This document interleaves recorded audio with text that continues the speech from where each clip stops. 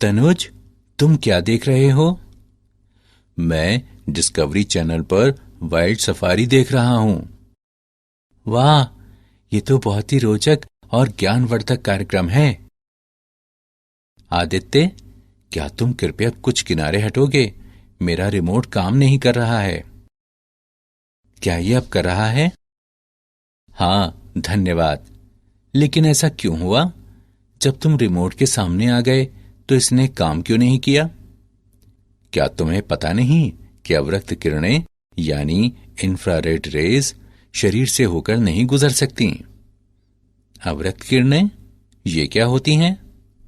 जब हम TV remote का बटन दबाते हैं तो ये एक अवरक्त तरंग उत्सर्जित करता है जो टेलीविजन के सेंसर तक जाती है। जब कोई वस्तु रिमोट के सामने आ जाती है तो तरंग उस वस्तु को भेद नहीं पाती, इसलिए रिमोट काम नहीं करेगा यदि इसके मार्ग में कोई वस्तु आ जाए।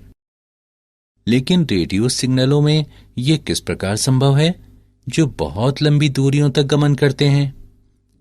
तरंगे अनेक प्रकार की होती हैं जिनके अपने विशिष्ट गुणधर्म होते हैं। रिमोट कंट्रोल अवरक्त किरणों पर कार्य करता है, जबकि रेडियो प्रसारण रेडियो तरंगों पर कार्य करते हैं। अवरक्त किरणों की आवृत्ति रेडियो तरंगों से उच्चतर होती है, और तुम जानते हो कि जिन तरंगों की आवृत्तियां उच्चतर होंगी उनकी भेदन शक्ति कम होगी। ठीक है, मुझे मेरा उत्तर मिल गया। इस बारे में जानना तो सचमुच रोचक लग रहा है और मैं इस बारे में अधिक जानना चाहता हूं। छात्रों, आज हम वैद्युत चुंबकीय तरंगों के बारे में और अधिक अध्ययन करेंगे। उद्देश्य। इस पाठ के अंत में आप निम्न करने में सक्षम हो जाएंगे: विस्थापन धारा को परिभाषित करना, मैक्सवेल के समीकरण को जानना, वैद्युत चुंबकीय तरंगों को परिभाषित करना, हर्ट्ज के प्रयोगों का वर्णन करना, वैद्युत चुंबकीय तरंगों की प्रकृति का वर्णन करना और वैद्युत चुंबकीय स्पेक्ट्रम का विश्लेषण करना।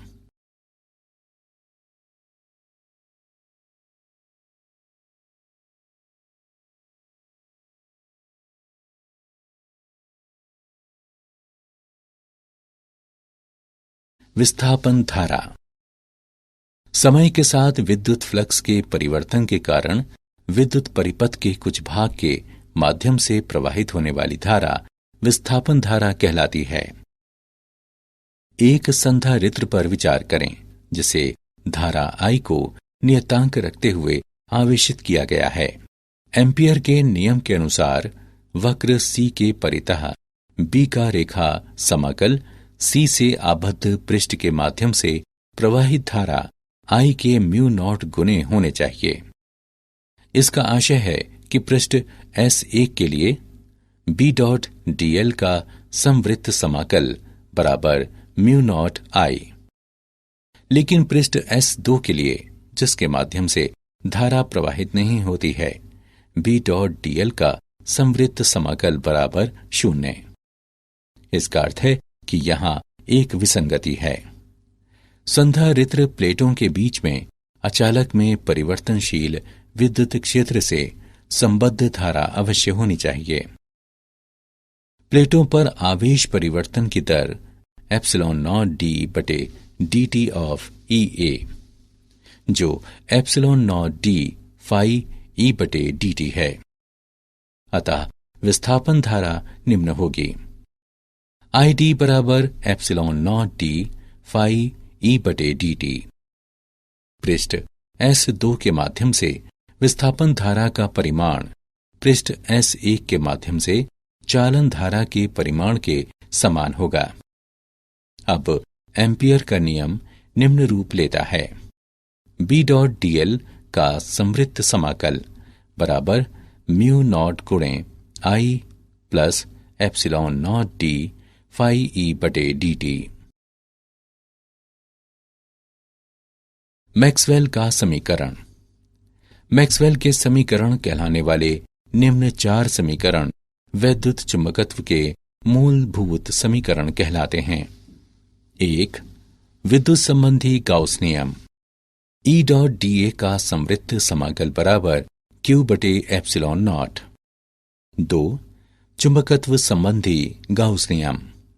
B डॉट dA का संवृत्त समाकल बराबर 0। 3. फैराडे का नियम।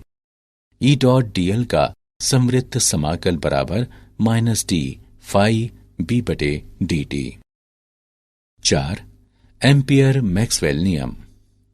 B डॉट dl का संवृत्त समाकल बराबर μ0 IC plus μ0 epsilon naught d phi E/dt।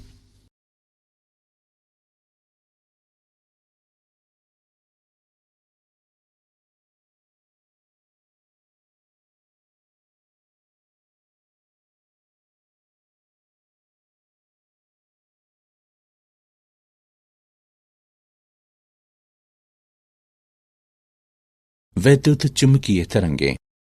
वैद्युत चुंबकीय तरंग एक दूसरे से समकोण पर तथा प्रसार की दिशा के भी समकोण पर विद्युत एवं चुंबकीय क्षेत्र सदिशों में परिवर्तन के कारण दिक् स्थान में उत्पन्न विक्षोभ होता है।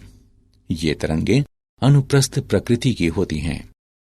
मुक्त आकाश में इन तरंगों का वेग प्रकाश के वेग के बराबर होता है, जो कि 3 × 10⁸ मीटर प्रति सेकंड होता है। वैद्युत चुंबकीय तरंगें त्वरित या अवमंदित आवेश या LC परिपथ द्वारा उत्पन्न की जाती हैं। EM तरंगों की आवृत्ति 1/2 पाई √LC होती हैं।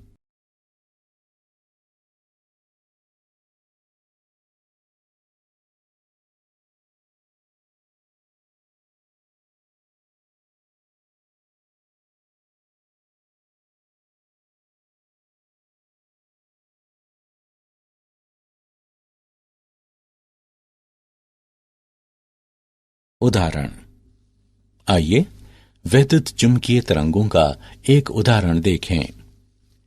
एक समतल वैद्युत चुंबकीय तरंग में विद्युत क्षेत्र 2 × 10⁻10 हर्ट्ज की आवृत्ति तथा 48 वोल्ट प्रति मीटर के आयाम से ज्यावक्रीय दोलन करता है। क. तरंग का तरंग दैर्ध्य कितना है? ख. दोलायमान चुंबकीय क्षेत्र का आयाम कितना है? ग. चुंबकीय क्षेत्र के औसत ऊर्जा घनत्व के समतुल्य विद्युत क्षेत्र का औसत ऊर्जा घनत्व दिखाएं। आइए इसका हल देखें। दिए गए मान निम्न हैं। न्यू बराबर 2 × 10⁻10 हर्ट्ज। E0 बराबर 48 वोल्ट प्रति मीटर। क. हम जानते हैं कि लैम्डा बराबर C/ν। मानों को प्रतिस्थापित करने तथा गणना करने पर हम तरंग का तरंग दैर्ध्य 1.5 × 10⁻² मीटर प्राप्त करते हैं। ख. हम जानते हैं कि B0 बराबर E0/C। मानों को प्रतिस्थापित करने तथा गणना करने पर हम चुंबकीय क्षेत्र का आयाम 1.6 × 10⁻⁻7 टेस्ला प्राप्त करते हैं। ग.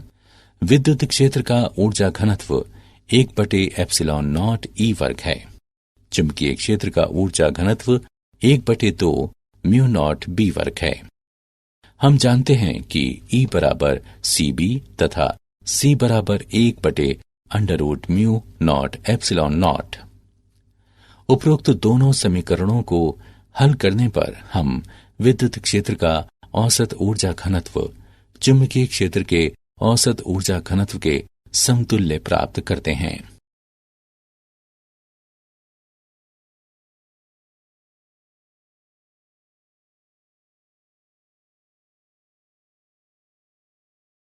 हाथ का प्रयोग। हाथ के प्रयोग। एक प्रेरक कुंडली को धातु के 2 बड़े गोलों से जोड़ा गया है, जिनके बीच संधारित्र के लिए संकीर्ण स्थान है। प्रेरक कुंडली से गोलों में कम वोल्टता के स्पंद प्रेषित करते हुए परिपथ में विद्युत दोलन प्रेरित किए जाते हैं और एक गोले को धनावेशित तथा दूसरे को ऋणावेशित करते हैं। इस आयनित अवस्था में वायु अंतराल में इलेक्ट्रॉन तथा आयन परिपथ के समान आवृत्ति न्यू के साथ आगे पीछे दोलन करते हैं। इस प्रक्रिया के परिणाम स्वरूप न्यू आवृत्ति की वैद्युत चुंबकीय तरंगें उत्पन्न होती हैं। ये परिपथ एक ट्रांसमीटर कहलाता है क्योंकि ये वैद्युत चुंबकीय तरंगें उत्पन्न करता है। ग्राही परिपथ में तार का एकल पाश होता है जो दोनों गोलों से संयोजित है, जिसका अपना क्रियाशील प्रेरण, संधारिता तथा दोलन की प्राकृतिक आवृत्ति है। प्रेक्षण: जब ग्राही की अनुनादी आवृत्ति प्रेषित्र के अनुरूप होती है तो प्रेषित्र से ग्राही तक ऊर्जा का स्थानांतरण वायु अंतराल में स्फुलिंगों के रूप में होता है। स्थानांतरित ऊर्जा वैद्युत चुंबकीय तरंगों के रूप में ले जाई जाती है। जब ग्राही में अंतराल प्रेषित्र में अंतराल के अभिलंबवत होता है तो ग्राही अंतराल में स्फुलिंग प्रकट नहीं होते, अर्थात वैद्युत चुंबकीय तरंगें संसूचित नहीं की जाती। जब दोनों अंतराल समांतर होते हैं तो ग्राही अंतराल में स्फुलिंगों का उत्पादन अधिकतम होता है। वैद्युत चुंबकीय तरंगों की प्रकृति: वैद्युत चुंबकीय तरंगें उदासीन होती हैं, इसलिए ये विद्युत तथा चुंबकीय क्षेत्रों द्वारा विक्षेपित नहीं होती।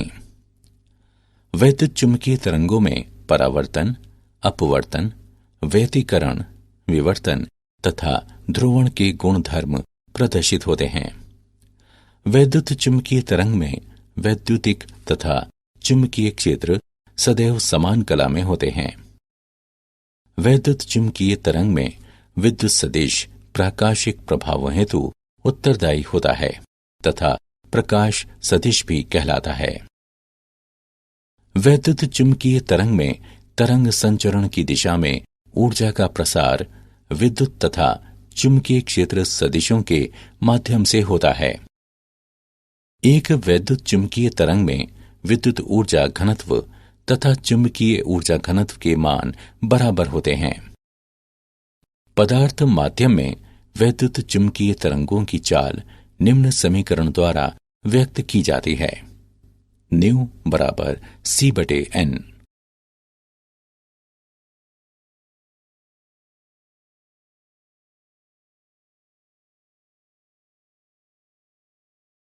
वैद्युत चुंबकीय स्पेक्ट्रम: वैद्युत चुंबकीय तरंगों का वर्गीकरण वैद्युत चुंबकीय स्पेक्ट्रम की आवृत्ति के अनुसार किया जाता है।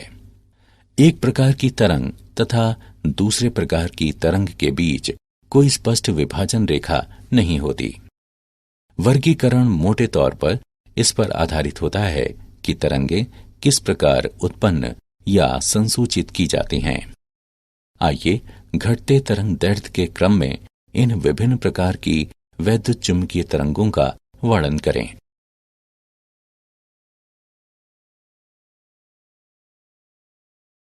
रेडियो तरंगें: निम्नतर आवृत्ति की रेडियो तरंगें विद्युत दोलक परिपथों के उपयोग द्वारा सामान्यतः चालक तारों में आवेशों की त्वरित गति से उत्पन्न होती हैं। ये रेडियो तथा टेलीविजन संचार प्रणालियों में उपयोग की जाती हैं। इनकी आवृत्ति परास सामान्यतः 500 किलोहर्ट्ज से लगभग 1000 मेगाहर्ट्ज तक होती है। सेलुलर फोनों में अत्युच्च आवृत्ति बैंड की रेडियो तरंगों का उपयोग करके ध्वनि संदेशों का आदान प्रदान किया जाता है। सूक्ष्म तरंगें: सूक्ष्म तरंगों की आवृत्ति 3 गीगाहर्ट्ज से लेकर 300 गीगाहर्ट्ज परास तक की होती हैं, जिन्हें विशेष प्रकार की निर्वात नलिकाओं जैसे कि क्लाइस्ट्रॉन, मैग्नेट्रॉन और गन डायोड से उत्पन्न किया जाता है। उच्च आवृत्ति या लघु तरंग दैर्ध्य के कारण ये प्रतिरक्षा एवं विमान संचालन में रडार प्रणालियों के लिए उपयोगी होती हैं। माइक्रोवेव अवन सूक्ष्म तरंगों का घरेलू अनुप्रयोग है।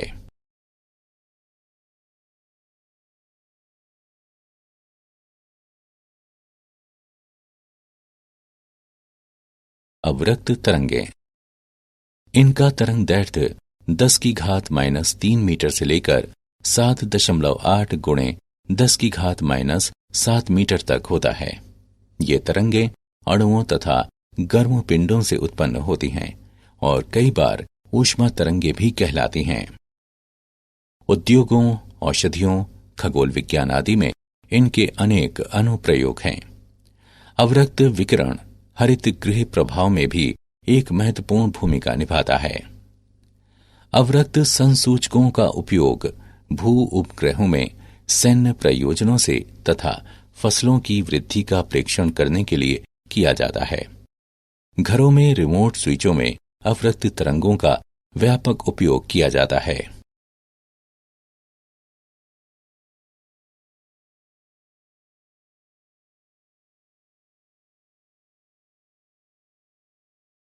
दृश्य तरंगें।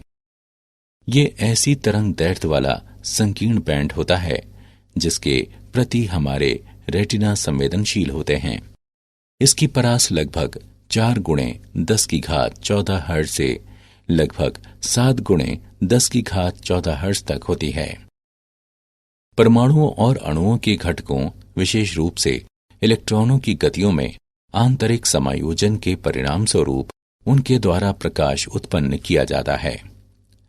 प्रकाश द्वारा नेत्र पर उत्पन्न होने वाले विभिन्न संवेद रंग कहलाते हैं, जो वैद्युत चुंबकीय तरंगों की आवृत्ति या तरंग दैर्ध्य पर निर्भर होते हैं। विभिन्न जंतु विभिन्न परास के तरंग दैर्ध्य के प्रति संवेदी होते हैं। पराबैंगनी किरणें। इसमें 400 नैनोमीटर से लेकर लगभग 0.6 नैनोमीटर तक की तरंगें आती हैं। ये तरंगें परमाणुओं एवं अणुओं द्वारा वैद्युतिक विसर्जनों में उत्पन्न की जाती हैं।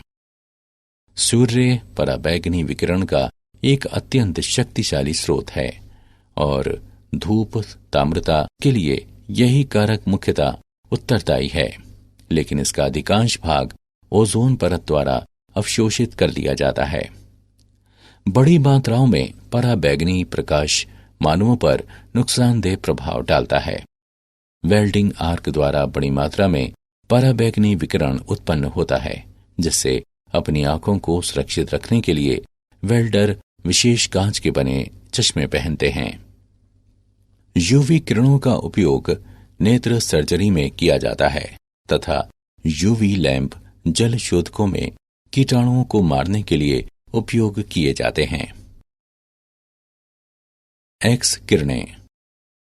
एक्स किरणों का तरंग दैर्ध्य लगभग 10 नैनोमीटर से लेकर 10⁻⁻⁴ नैनोमीटर तक होता है।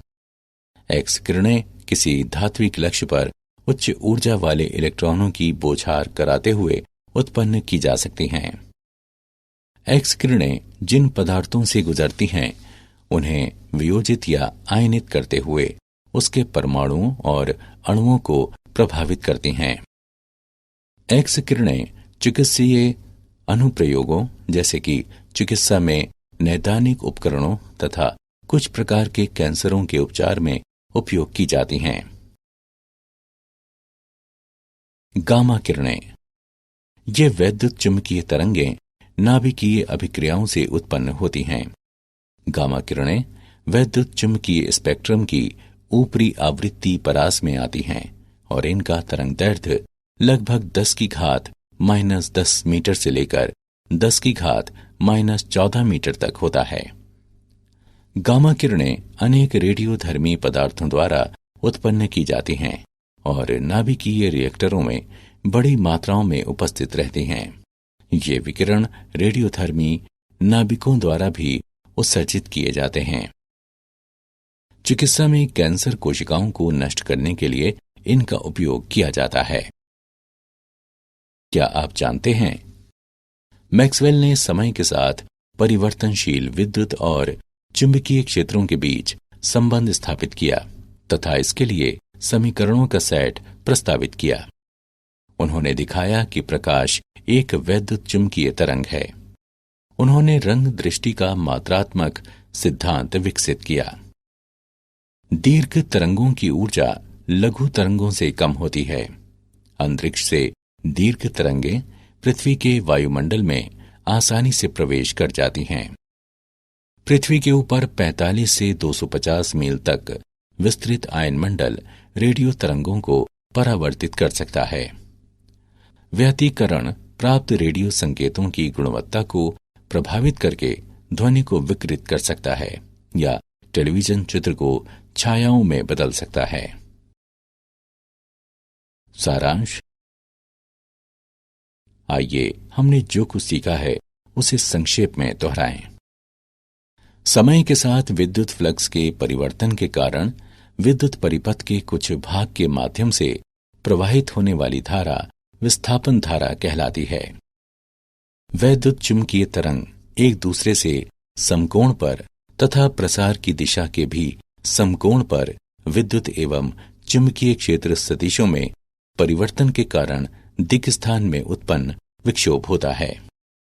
वैद्युत चुंबकीय तरंगों में परावर्तन, अपवर्तन, व्यतिकरण, विवर्तन तथा ध्रुवण के गुणधर्म प्रदर्शित होते हैं। वैद्युत चुंबकीय तरंग में विद्युत ऊर्जा घनत्व तथा चुंबकीय ऊर्जा घनत्व के मान बराबर होते हैं।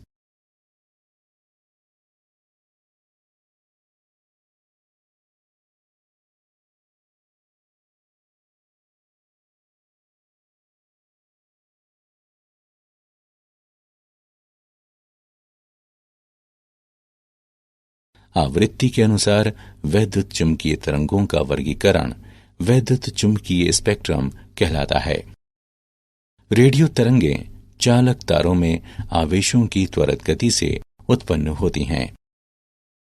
दृश्य प्रकाश हमारे आसपास की वस्तुओं से उत्सर्जित या परावर्तित होता है, जो हमें विश्व के बारे में सूचनाएं उपलब्ध कराता है। हमारे नेत्र इस परास के तरंगदैर्ध्य के प्रति संवेदनशील होते हैं। गामा किरणें अनेक रेडियोधर्मी पदार्थों द्वारा उत्पन्न की जाती हैं और रेडियोधर्मी नाभिकों द्वारा भी उत्सर्जित की जाती हैं। परिचय।